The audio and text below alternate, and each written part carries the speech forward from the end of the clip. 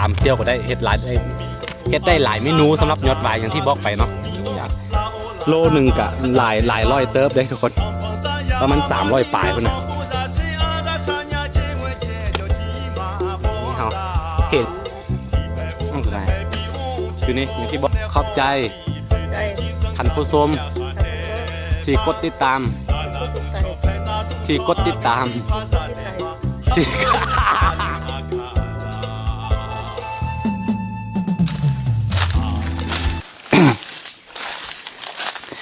กล่าวทักทายสบายดีทุกคนที่กำลังจะสมัครชมหน่อยยินดีต้อนรับเข้าสู่ซองอาคาน้อย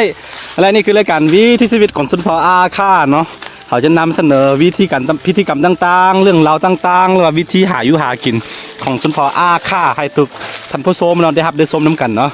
วันนี้บรรยากาศยามแรงๆ4 โมง 16 โมง4 โมงปลายเนาะเป็นบรรยากาศยามแรงๆเขามาสวนแล้วก็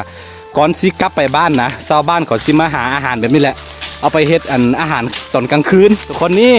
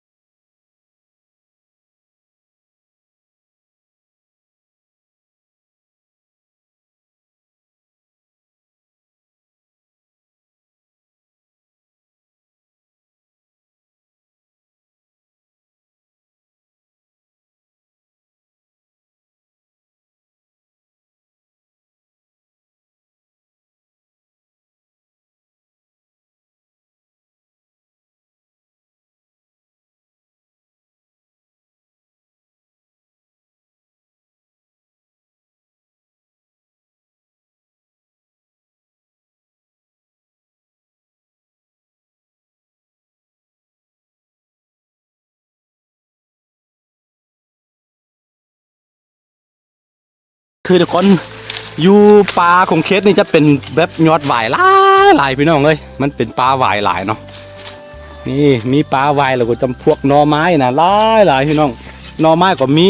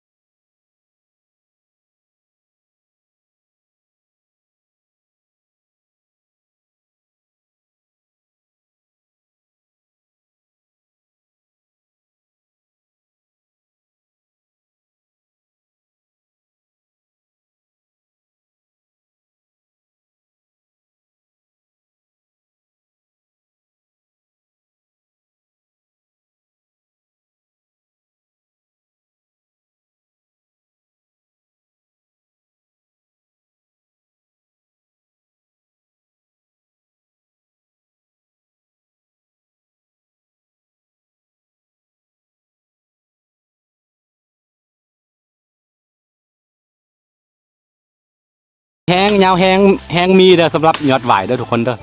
นี่คือค่อนข้างยาวเลยทีเดียวแล้วก็คือลืมบอกเสือไผ่บางทันบูฮู้เนาะสำหรับยอดหวายเนาะเวลามัน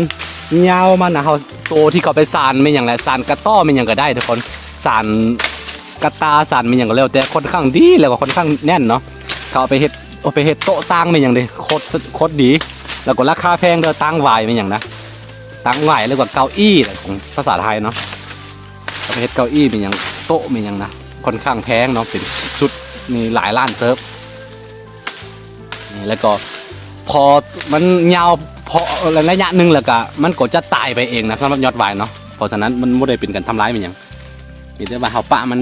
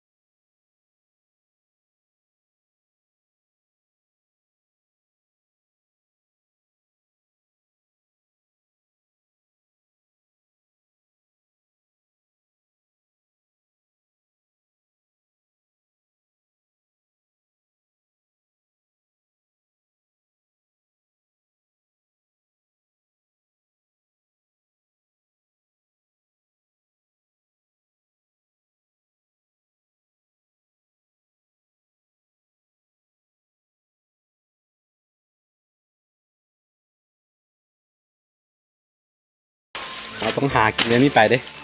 ว่าบ่มีผู้ใดเฮ็ดอาหารท่าอยู่บ้านบ่มีคนเนาะอยู่เฮือนมีแต่น้องทรายน้องไผ่กับมีข่อยมีแม่ต่างคนต่างมาพี่หมดมาสวนหมดกลับไปกับพุ่นนี่แหละผู้นึงก็ไปเฮ็ดกินผู้นึงคนนึงเข้านั่งน้ำอันนี้วิถีชีวิตของนอกนาประมาณนี้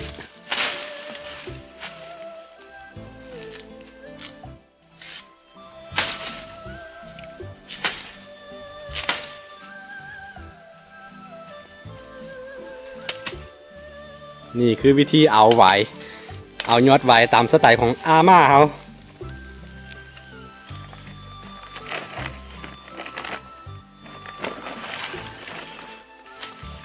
ไปเรื่อยๆ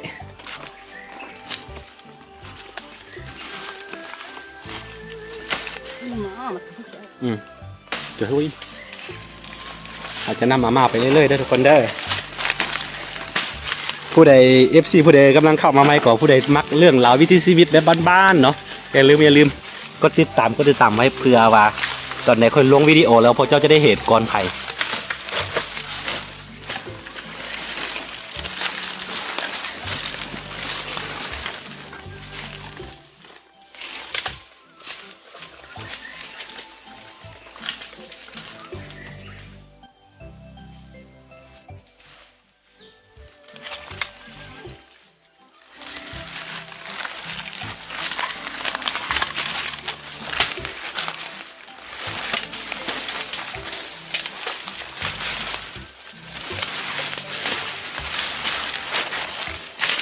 ลืมบอกเนาะข้ามไปบอนนี้จะเป็นปลาซาเนาะปลาเหวนะปลาเหวเก่าเด้อปลาเหวห้างทุกคนคือเมื่อก่อนมันจะมีหมู่บ้านของสุนทรอาค่าอยู่นี่โบแน่ใจว่าจักปีเนาะประมาณ30-40 ปีย้อนหลังไปแล้วก็มีหมู่บ้านคนแล้วก็ตัวนี้เขาย้ายไปอยู่ตามเส้นทางหลวงหมดแล้วแล้วก็ที่มาจะปลาซาเก่าหรือว่าปลาเหวภาษาบ้านเขาคนเหนือเขาก็เอิ้นปลาเหวคือกันทีมไว้บนนี้มือวานเคยข้ามไปแล้วก็เห็นเขาว่าเป็นตาเสียวขนาดเย็นๆมีแบบเห็นห้องห้อยเกาที่เขาฝังทิ่มไว้เนาะเดี๋ยวมือเดี๋ยวว่างๆเขาได้เข้าไปสิท้ายให้เบิ้งบ่แม่นว่าเขาสิไปลบลู่มันดอกแต่ว่าสิให้เบิ้งว่าปลาเหวเกาหรือว่าปลาซาเกามันเป็นจังใดก่อนปลาช้านี่แต่นี่ก็เห็นยอดใบอีกแล้ว เอามาเฉยๆต้นเห็นบ่หนามของมันนะค่อนข้างอันตรายเลยทุกคนเด้อเห็นบ่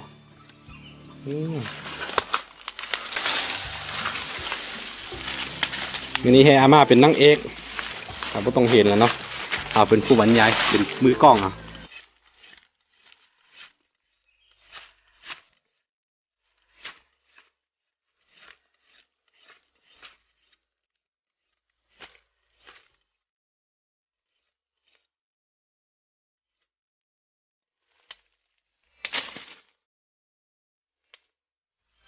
มาดูอู้ว่าเครื่องเก่าเอามาตุ้มthay hơi nhiều đấy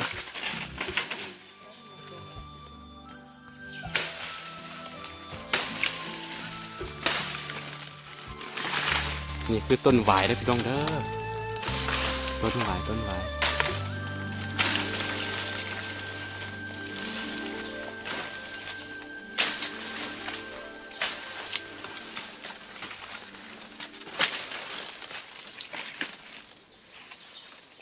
นี่คือวิธีหายอดหวายแบบนี้แหละ คือไม่จำเป็นต้องหามันมีอยู่แล้วมีหลายแล้วแต่ว่าวิธีเอามันไปทั้งนั้นก็เต็มได้หวาย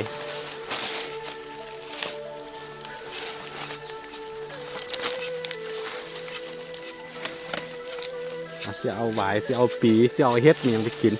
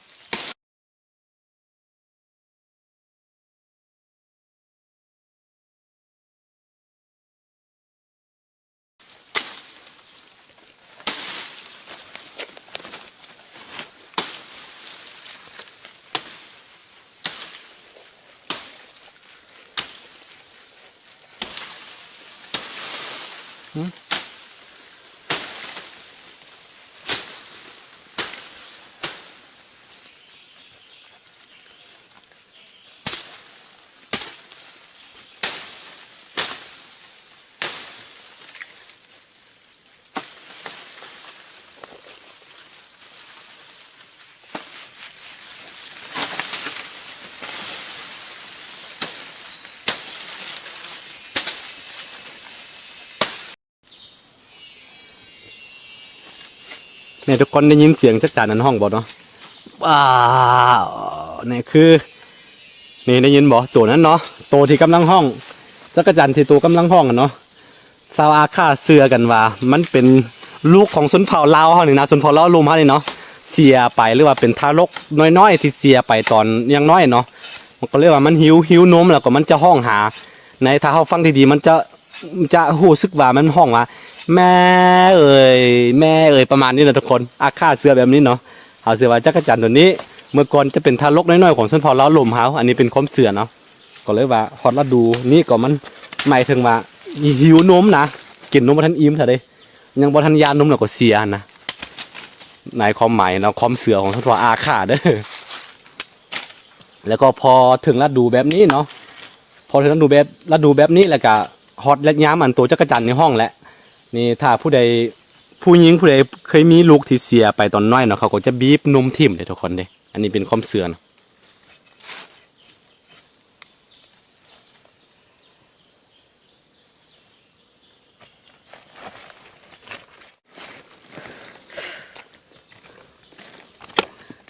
นี่เฮาเห็นยังเอาหมดเลยพี่น้องเห็นเฮ็ดเอาเฮ็ดเห็นวายเอาไว้เห็นอันใดที่เป็นตากินได้เขาสิเอาไปหมดนี่ตอนนี้อาม่ากำลังเก็บเห็ดอยู่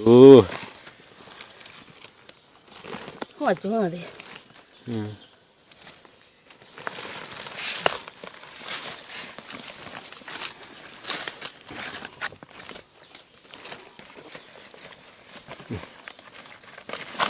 ไปโอเคทุกคนเราสิไปเบิ่งผลงานของอาม่ากันโอเคทุกคนตอนนี้เราสิมาเบิ่งสีมือกันหากินของอาม่าเนาะว่ากับข้าวของตอนคืนนี้มันขึ้นอยู่กับว่ามือนี้ตอนแรงเนี่ยหามันยังได้แด้นี่อันนี้แหละวิถีชีวิตของจริงเนาะคือมื้อนี้อาม่าได้เฮ็ดมาเฮ็ดขาวมีเฮ็ดหุ่นนูนนิดนึงแล้วก็อาม่า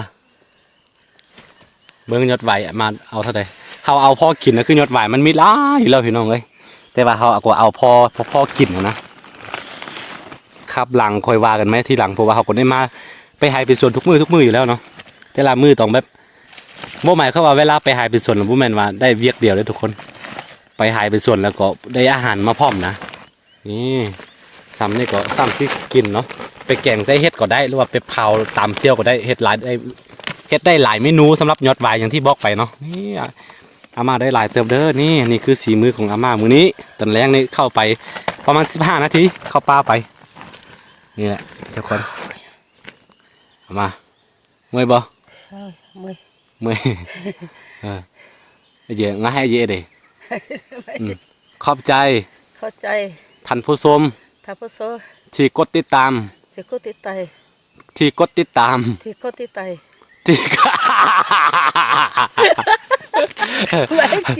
ที่กดติดตาม